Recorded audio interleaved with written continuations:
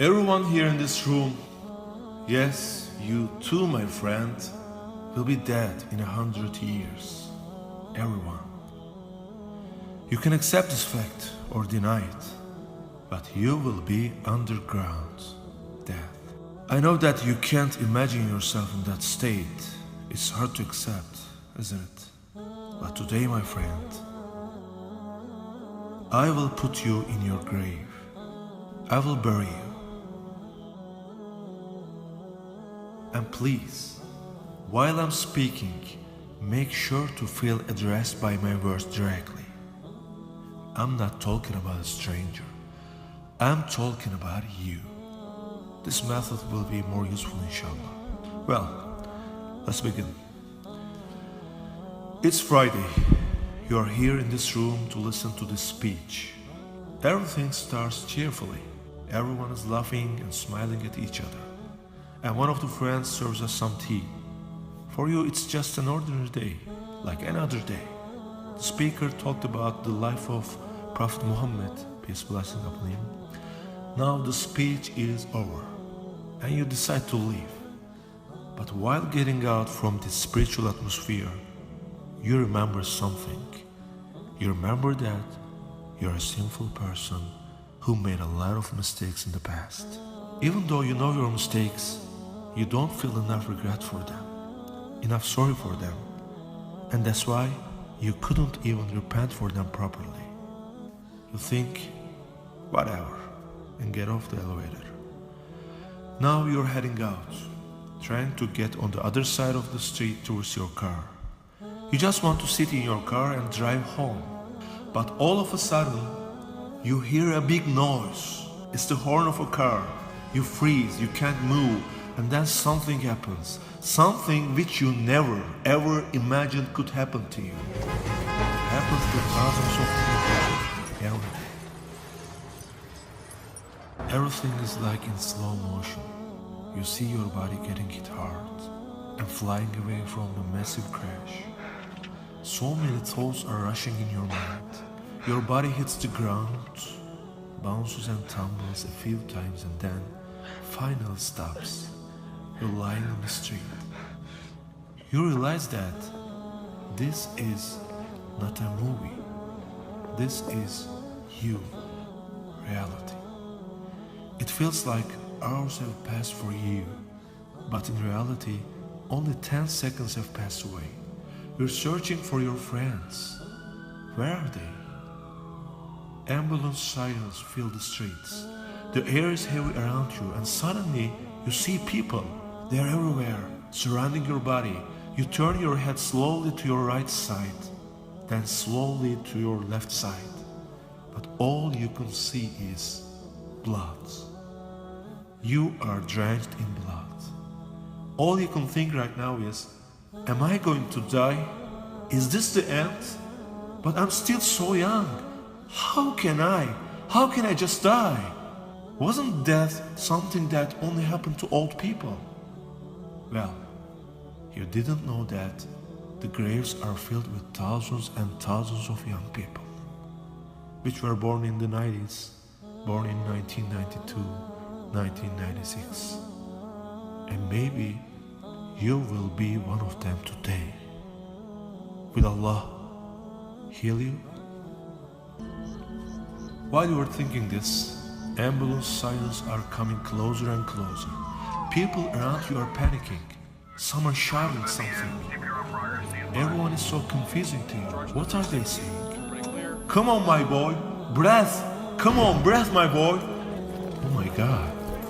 What is happening? What is going on? This time, you are the main character. You lost so much blood, and your wounds don't stop bleeding. You lost so much blood that your body starts shaking. You feel your body getting numb.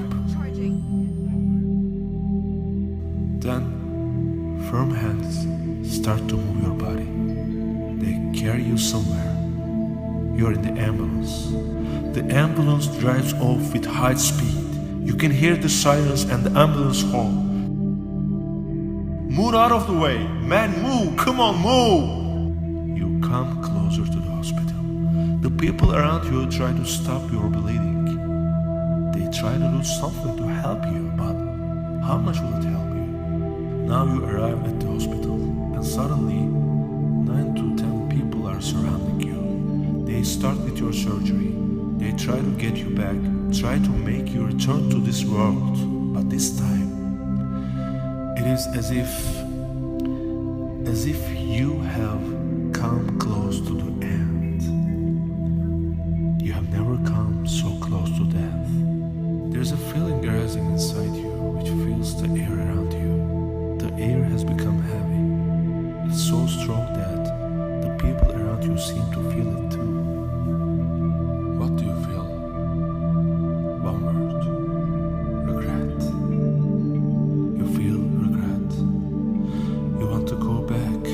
Just one more chance is what you think. The doctors and nurses are rushing around you.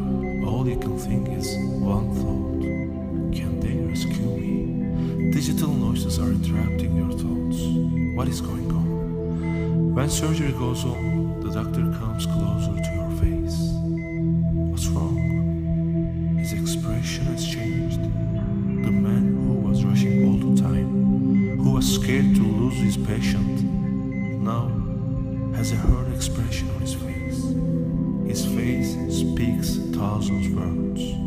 And while your open wounds keep bleeding, he turns his back to your body and starts to walk away. Just walk away. More people keep walking away from you. 2 more. And there are 6 left. And then 5, 4. They left you alone. But in the distance, you feel their presence. There's someone watching you. Someone watching you from the outside of the room, watching you through the glass. Who is that? Who is looking at you while everyone is leaving? Well, let's rewind back 15 minutes. In the house of your parents, a phone is ringing. Your mother picks up the phone, listens, and says, "Yes, that's me." Suddenly, tears drop down her face, and a hopeless cry comes out of her throat. "My child." No. It's your mother. She's watching you. Hopeless. She opens her hands for prayer. "Ya Rab, please forgive my son. Please let him live. He's still so young. He isn't on the right path, I know. Not on your path yet. His life is full of mistakes, Ya Rab. Not now. I beg you, not now. Ya Allah." She's begging. She's begging Allah, my friend. But the doctors already walked away from the surgery room. They left you alone in that cold room. Is it already time for your soul to leave your body? Yeah, maybe. Because you can already see him. Azrail alayhi salam, the angel of death.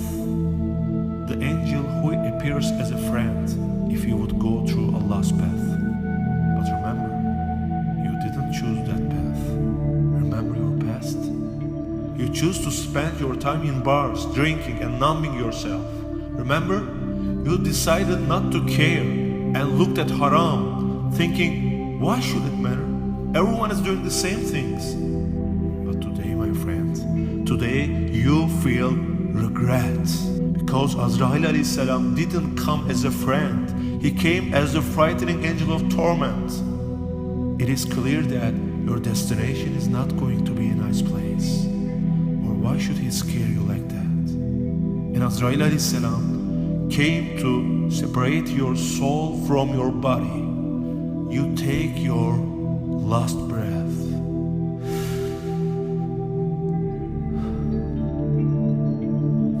Then you open your eyes. What do you see? There are people looking at you from above. They threw you in a hole, cold and dark. It's grave. You say, what is going on? Where am I going? To paradise paradise or to hell? No, my brother. You ain't going anywhere, because first there is the grave torment for the people who couldn't please Allah.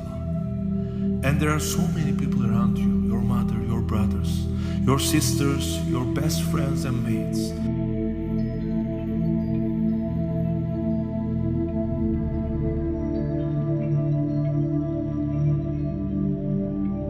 People who you called bro, people with whom you committed hundreds of sins together.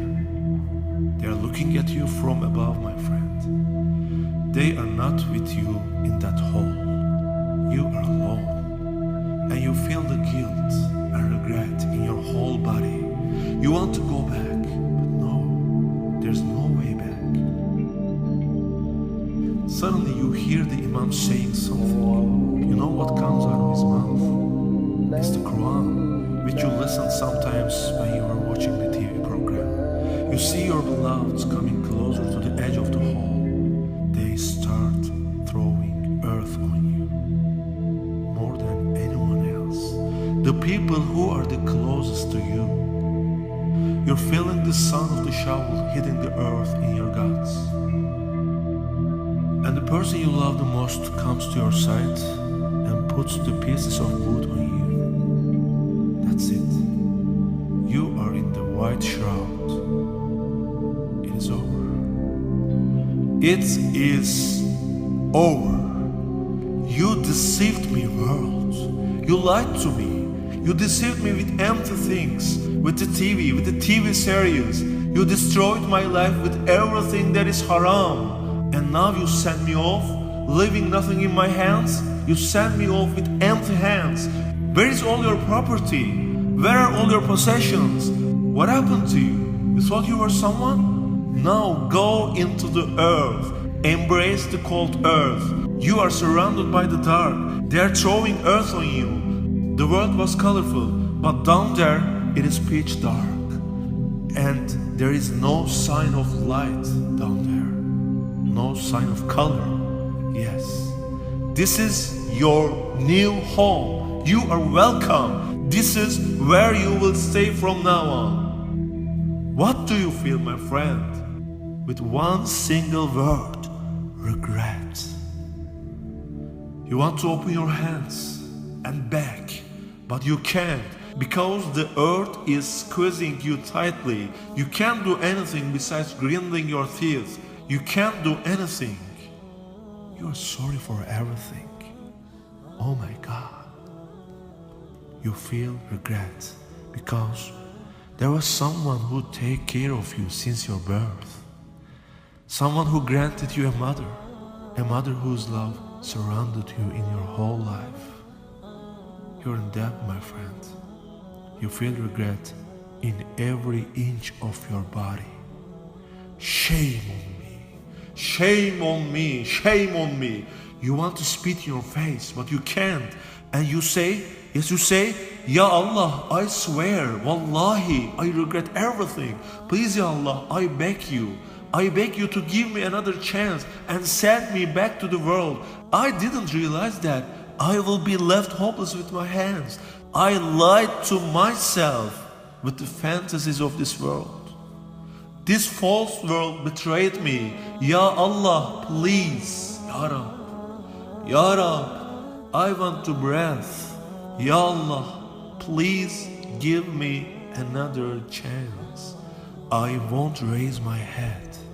I won't raise my head from sujood till I die. What did I do? Man, what did I do? I didn't even read the whole Quran once in my life. What did this blindness do to me, Ya Allah? Yes, my brother. Yes, my sister, you will say all these words and more, but it won't change anything. No one can help you that day. Your brother is there beside you. You want to shout his name? Shout. Shout as much as you want. No one will hear your voice. Brother, my dear brother, please help me. Why do you want to leave me here in this hole? Take my hand. Isn't there anyone who can help me? Mom, my dear mother, you who didn't sleep at night to spread the covers on me. Mom, I am suffering. Can't you feel it? Can't you see it? Can't you hear me? Why didn't you hit me while I was committing all those sins? Mom, I missed so many prayers. Dad, brother, my boys, my best friends. I thought we would be always together, never betrayed one another. At least one of you guys, stretch out your hand, help me. My friends, you can shout as much as loud as you want. It won't help today. It is no use today. There's only one who can hear your voice. Allah. Only Allah can hear you. Do you understand the meaning of La ilaha illallah? What happened to those things which you worship instead of Allah? Where is your lover? The person you would never leave for anyone. The person you love more than anything. Why don't you call your lover? Where is all the money that you worship? You sold your religion. You sold your deen for that money, remember? You didn't pray because your boss didn't allow it at work. Or you worked 12 hours a day for $1,000 but didn't pray 1 hour for eternal world. Show me, man. Show me where is your boss? Where is all your money? Only Allah can hear you. La ilaha illallah. But you don't have a good relationship to Allah.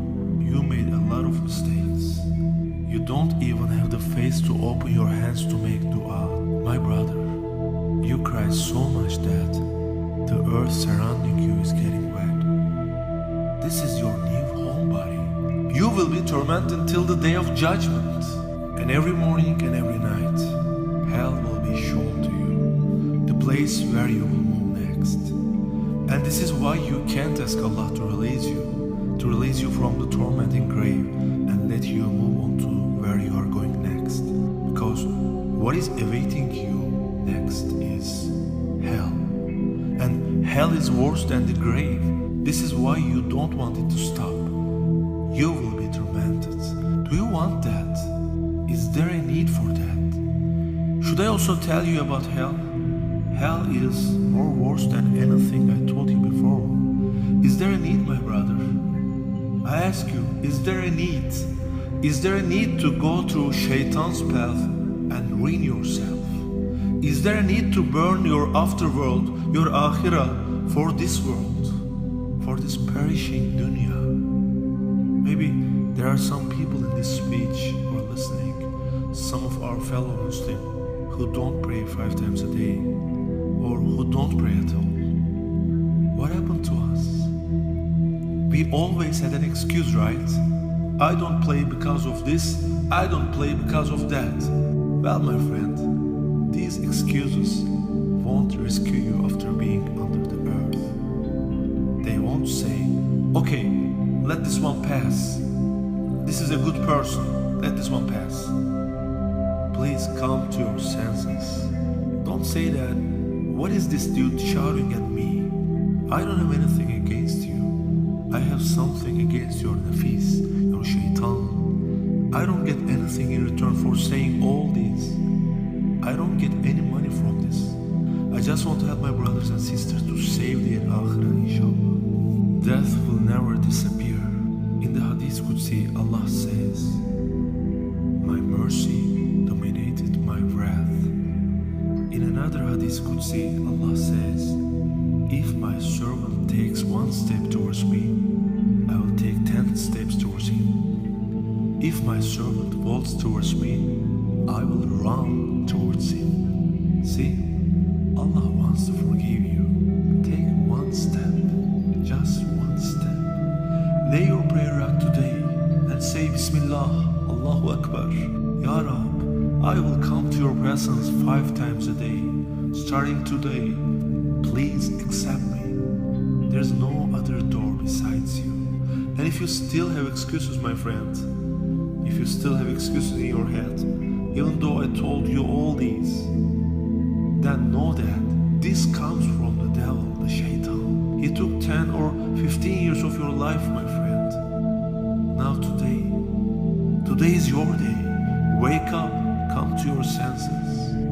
Our Prophet, peace blessings upon him, says, the grave is either a hole from hell or it is one of the gardens in paradise. May Allah grant us one of these gardens, InshAllah. InshAllah, I hope there will be no problem for us when death comes to take us. Let us say, oh Azrael, you're welcome. Let him come to us as a friend. Yes, my friend, let us embrace this great angel. Take me to my Rabb. Please bring me to our Prophet. I'm missing him. Bring me to my Rabb. Let me see. Let me see who's taking care of the whole universe behind the curtains. Let us see who's taking care of us all. Let us meet our Creator. Let our grave be a garden of paradise, so we all may see each other there. And there, let us enter the paradise to live forever beside Allah, our Creator, brothers, sisters. Amen. Yes, there is really no need to become the wood, to become the coal of the hellfire for the sake of a few sins. O my unificent Creator and compassionate Sustainer, your creature and servant is both rebellious and impotent and heedless and ignorant and sick and base and a sinner and aged and a wrongdoer and like a runaway slave. But after 40 years he has repented and wants to return to your court. He seeks refuge in your mercy. He confesses his countless sins and errors, suffering from doubts and every sort of affliction. He beseeches and entreats you. If out of your perfect mercy you accept him, if you forgive and have mercy on him, that is anyway your greatness, for you are the most merciful of the merciful. If you do not accept me, which door can I approach? What other door is there? There is no other sustainer other than you, whose court may be approached. There is no true object of worship other